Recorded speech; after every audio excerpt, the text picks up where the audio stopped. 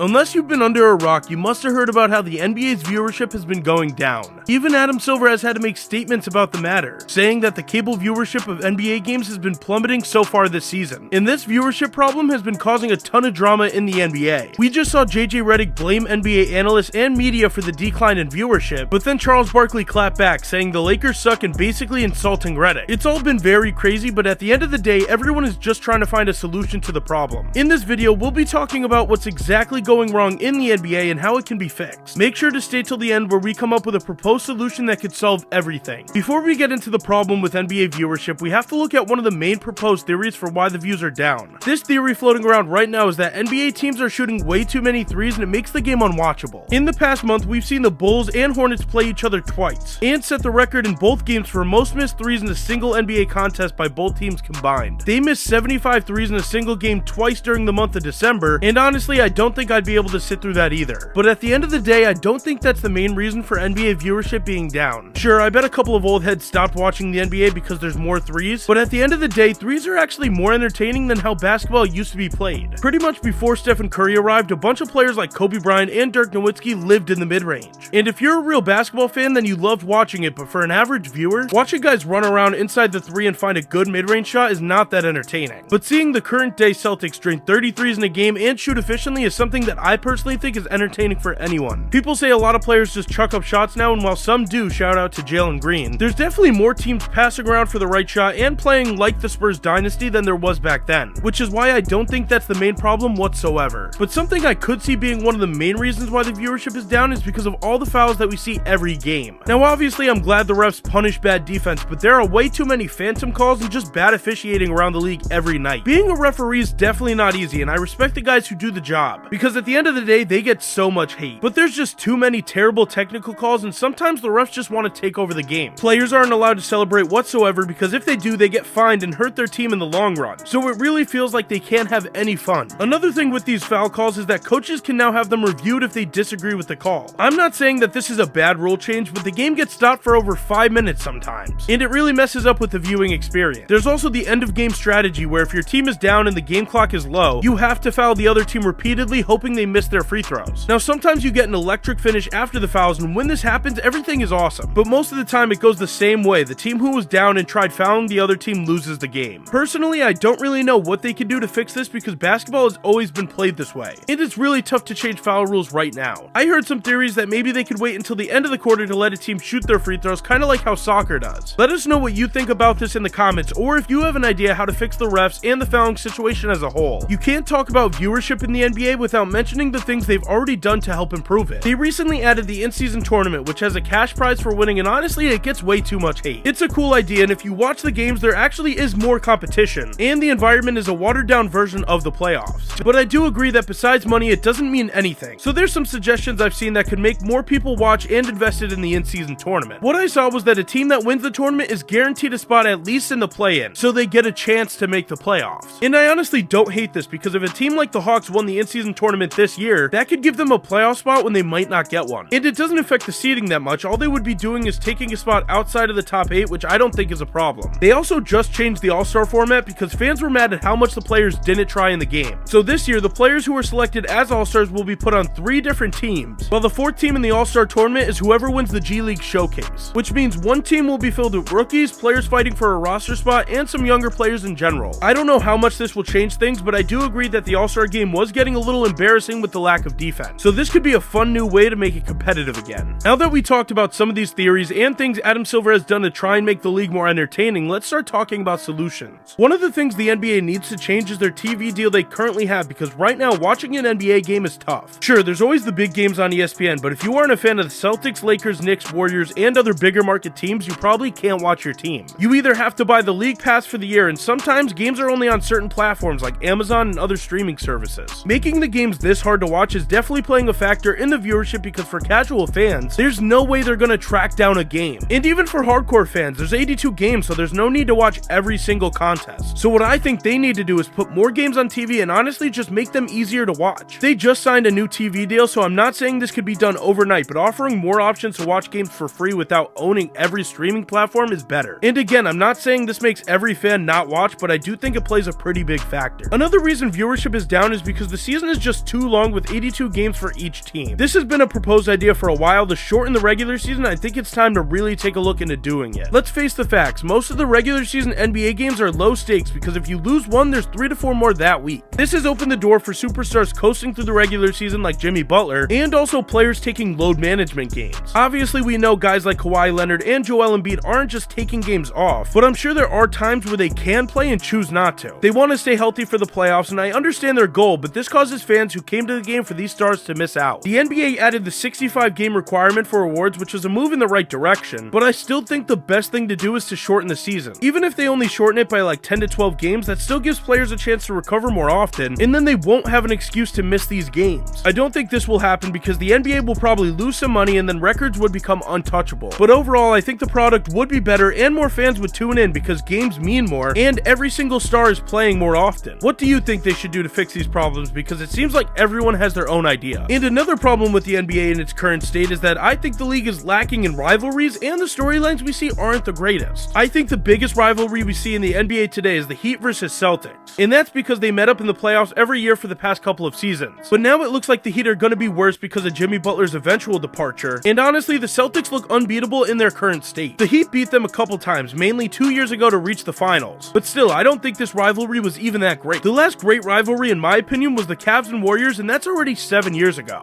You could say Stephen Curry and LeBron James are still a rivalry, but then again, not really, because they both want to play with each other, and both of their teams aren't great anymore. And I think it's really tough to have a sports league with a bunch of viewership without rivalry. They've been pushing Chet and Wemby right now, and sure, that could be a great one, but it's still very early. I also think the storylines haven't been all that interesting because Jokic has dominated the MVP race as of late, even though Shea is creeping up on this year's award. Don't sleep on him. Overall, I just don't see stuff going on in the league that I'm intrigued about. In my opinion, there's about 3 to 4 teams that could win the finals, which isn't a lot, so in the future, I'd love to see some more storylines and rivalries. I think the NBA can do this by switching up their social media presence and maybe highlight other players outside of the 8 to 10 they do now. Cover a guy like Jalen Johnson, who's been tearing up the league this year on the Hawks, or even a guy like Paulo Banchero, who was the first overall pick, yet they don't talk about him enough. The next thing I want to talk about is fixing the game of basketball the way it's played in the NBA, because look, the guys are just too good. Caitlin Clark said it on the Kelsey Brothers podcast that players in the NBA are too skilled these days, and that makes the game boring to watch. It's a lot of offense, which can be exciting, but seeing guys make every shot gets boring for anyone who watches. So I would definitely change the way defense gets penalized, because it's hard enough to play defense in the NBA today. And if you watch the games, the offense gets a clear advantage. Star players get pretty much any call they want, while the defense is left to play with their hands behind their back. I'm not saying let defenders foul offensive players like they did in the 90s, but calling more travels and carries will help everything. I do want to say that anyone who says that no defense is played in the NBA is absolutely wrong. There's a bunch of great defenders that show up every night, but at the end of the day, players have gotten to a point where the stars are unguardable. And then if you do manage to stop someone like Shea or Jokic, they kick it out to a sniper at the 3-point line, and it's easy money. Defense in today's game is near impossible, so I want them to consider helping the defense more and penalize the offense for sloppy play. Now that we talked about a bunch of these theories on why the NBA viewership is going down, we have to come up with a plan that hopefully Adam Silver sees. Let's start with our most recent point and make sure the refs know that a player can't pick up the ball and then dribble it again. The NBA should call a meeting with all referees and tell them to watch out for foul baiting and call more violations, because if the offense is held accountable, it'll make the NBA a more playing field. After that, someone within the NBA needs to start a memo to shorten the season because the players like to sit out, and that's definitely hurting viewership. Making the NBA Cup have higher stakes would make everyone want to watch more, and hopefully their new All-Star format makes it more competitive. And something I want to see that we haven't mentioned yet is adding some expansion franchises to the NBA. Giving an NBA team to Seattle and Vegas will add a whole new fan base to the NBA's fandom, and it could create some more diversity in the league when it comes to star talent. Another interesting thing I've heard people say is eliminating conferences so that the 16 best teams make it every year. There's been debates about the East and West for years, so some fans say that what conference you're in shouldn't matter. And it doesn't sound like the worst idea, so let us know what you think in the comments below. And as always, click on the screen for more basketball content.